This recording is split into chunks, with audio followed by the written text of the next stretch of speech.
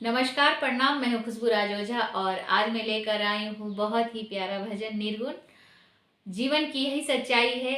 आइए सुनते हैं।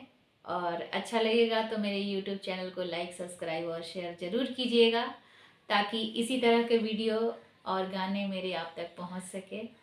आइए सुनते हैं। माटी के